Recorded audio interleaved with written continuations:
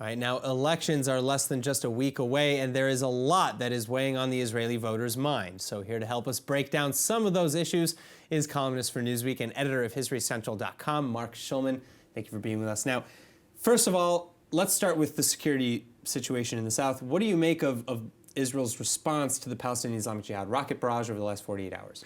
It's pretty much cut and paste. It's what we've done each other time. We're afraid to do too much. Certainly before the elections, Netanyahu did not want to get into a full-scale war.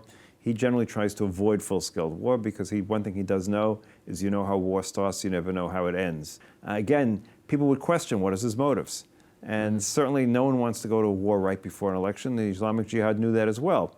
And so they knew they could get away with this because they knew that Israel's not going to do anything that would bring us to the brink of war 1 week before the election. So they did this, knowing full well that Netanyahu, from the position of prime minister, is really damned if he does, damned if he doesn't. Because if he invades, he looks, like he's doing it for political reasons, and if he does nothing, he looks weak. Right, absolutely. He had no choice but to act in this particular way this time.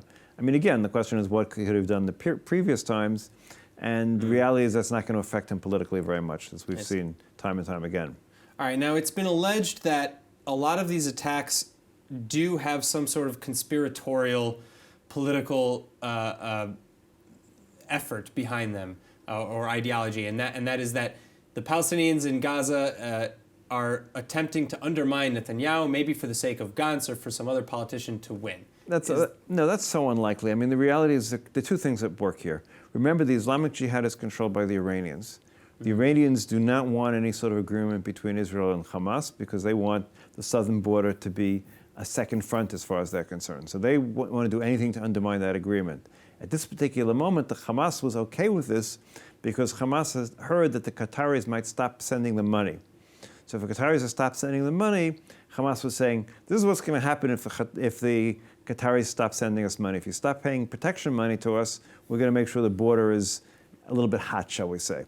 So I don't think there was anything to do with Israeli internal politics. It all had to do with politics between Israel and Iran and politics internally on the Gaza Strip.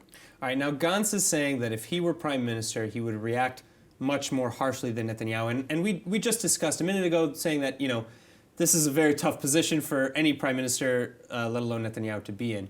Do you believe Gantz had his word? I think so. I think one of the things we have to keep in mind is that the Likud, and we've heard it on your show before, has had a policy which is they do not want to undermine the rule of Hamas in Gaza.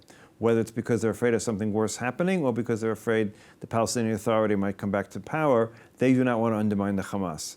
I think Gantz is willing to take that risk, and I think in that case he might be a little bit stronger in terms of the actions he'll take. Again, it's easier to say from the outside than it is from the inside, and you never know until you actually test somebody in the actual job. All right, well, we'll have to wait and see what happens after the election, and maybe Gantz will have the chance, maybe not. Marc, thank you so much for being with us. My pleasure.